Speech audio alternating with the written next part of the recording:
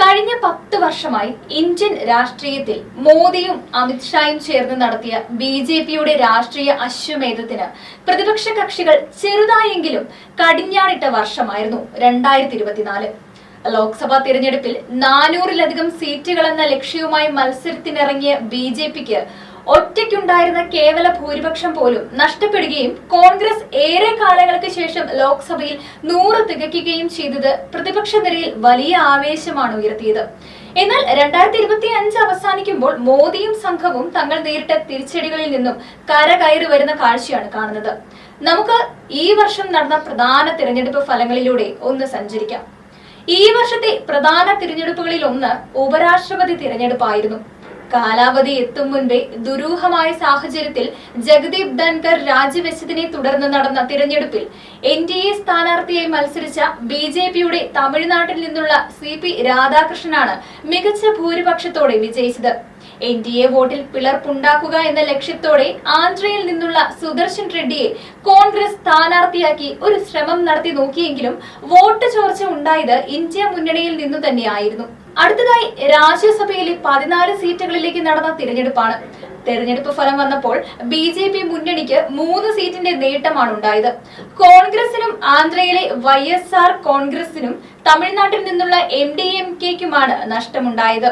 അതിൽ കോൺഗ്രസിന്റെ നഷ്ടം കേരളത്തിൽ ലോക്സഭയിലേക്ക് മത്സരിക്കുവാനായി KC വേണുഗോപാൽ മത്സരിച്ച രാജസ്ഥാനിൽ നിന്നുള്ള രാജ്യസഭാ സീറ്റായിരുന്നു. ആ സീറ്റ് ബി.ജെ.പി നേടി. അടുത്തതായി 2 സംസ്ഥാനങ്ങളിൽ നടന്ന നിയമസഭാ തിരഞ്ഞെടുപ്പുകളാണ്. ഡൽഹിയിലും ബീഹാറിലുമാണ് തിരഞ്ഞെടുപ്പുകൾ നടന്നത്. ഡൽഹിയിൽ ആം ആദ്മി പാർട്ടിയും ബീഹാറിൽ NDAയുമാണ് ഭരിച്ചിരുന്നത്. 2025 ഫെബ്രുവരി മാസത്തിൽ നടന്ന ഡൽഹി തിരഞ്ഞെടുപ്പിൽ 10 വർഷം നീണ്ട ആം ആദ്മി പാർട്ടി ഭരണം അവസാനിപ്പിച്ച് ബി.ജെ.പി സർക്കാർ രൂപീകരിച്ചു. ആകെ 70 സീറ്റിൽ ബി.ജെ.പി സഖ്യം 48 സീറ്റുകൾ നേടിയപ്പോൾ ആം ആദ്മി പാർട്ടി 22ലേക്ക് ഒതുങ്ങി. 70 സീറ്റിൽ മത്സരിച്ച കോൺഗ്രസിന് ഒരു സീറ്റ് പോലും നേടാനുമായില്ല. അരവിന്ദ് കെജ്രിവാൾ ഉൾപ്പെടെ ആം ആദ്മിയുടെ പ്രധാന സ്ഥാനാർത്ഥികളെല്ലാം പരാജയം ഏറ്റുവാങ്ങി. രേഖ ഗുപ്ത രാജ്യ തലസ്ഥാന ഭരണപ്രദേശത്തിന്റെ മുഖ്യമന്ത്രിയാവുകയും ചെയ്തു. സുഷമ സ്വരാജിനും ഷീല ദീക്ഷിതിനും അതിഥി മർലേനയ്ക്കും ശേഷം ഡൽഹിയുടെ 4ാമത്തെ വനിതാ മുഖ്യമന്ത്രി. അടുത്ത നിയമസഭാ തിരഞ്ഞെടുപ്പ് നവംബറിൽ നടന്ന ബീഹാർ തിരഞ്ഞെടുപ്പാണ്. പ്രതിപക്ഷം ഏറെ പ്രതീക്ഷയോടെയാണ് ഈ തെരഞ്ഞെടുപ്പിനെ സമീപിച്ചത്. നീണ്ട 20 വർഷത്തെ നിതീഷ് കുമാറിന്റെ ഭരണത്തിനോടുള്ള എതിർപ്പ് ഇന്ത്യ മുന്നണിക്ക് നേടാനാകുമെന്ന് തന്നെയാണ് പ്രതീക്ഷിച്ചിരുന്നത്. നിലവിലെ നിയമസഭയിൽ ചെറിയ ഭൂരിപക്ഷം മാത്രമേ NDAക്ക് ഉണ്ടായിരുന്നുള്ളൂ.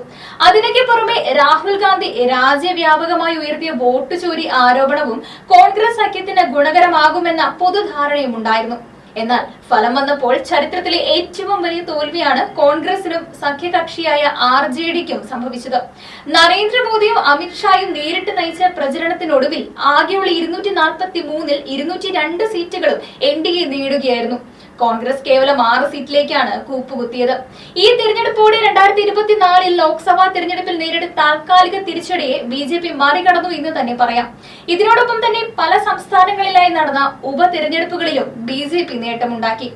ഇനി പറയാനുള്ളത് വിവിധ തിരഞ്ഞെടുപ്പുകളിൽ നടന്ന തദ്ദേശ സ്വയംഭരണ സ്ഥാപനങ്ങളിലെ തിരഞ്ഞെടുപ്പുകളാണ്. അരുണാചൽ പ്രദേശ്, ആസാം, ഗുജറാത്ത്, ഹരിയാന, ഉത്തരാഖണ്ഡ് എന്നീ സംസ്ഥാനങ്ങളിൽ നടന്ന തിരഞ്ഞെടുപ്പുകളിൽ ബി.ജെ.പി തങ്ങളുടെ ഭരണം നിലനിർത്തിയപ്പോൾ ഛത്തീസ്ഗഡിൽ നടന്ന തിരഞ്ഞെടുപ്പിൽ കോൺഗ്രസിൽ നിന്നും ബി.ജെ.പി അധികാരം പിടിച്ചെടുക്കുകയായിരുന്നു. എന്നാൽ മിസോറാമിൽ നടന്ന തിരഞ്ഞെടുപ്പിൽ ബി.ജെ.പിക്ക് തോൽവി നേരിട്ടു. അവിടെ ബി.ജെ.പിയിൽ നിന്നും മിസോ നാഷണൽ ഫ്രണ്ട് അധികാരം പിടിച്ചെടുത്തു. ഒടുവിലായി കേരളത്തിൽ നടന്ന തിരഞ്ഞെടുപ്പിൽ കോൺഗ്രസ് മുന്നണി വിജയം നേടിയതും ഇതോടൊപ്പം ചേർത്ത് വെക്കേണ്ടതാണ്. ബീഹാർ നിയമസഭ മാറ്റി നിർത്തിയാൽ വലിയ തിരഞ്ഞെടുപ്പുകളൊന്നും നടക്കാത്ത വർഷമായിരുന്നു 2025എങ്കിലും നടന്ന തിരഞ്ഞെടുപ്പുകളിൽ ബി.ജെ.പി കൂടുതൽ ശക്തി ആർജിക്കുന്ന കാഴ്ചയായിരുന്നു നമ്മൾ കണ്ടത്.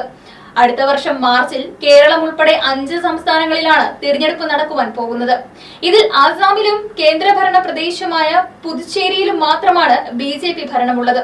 കേരളത്തിലും തമിഴ്നാട്ടിലും അവർ താരതമ്യേന വളരെ ദുർബലരുമാണ്. പശ്ചിമ ബംഗാളിൽ പക്ഷേ ബി.ജെ.പിക്ക് വലിയ പ്രതീക്ഷകളുണ്ട്.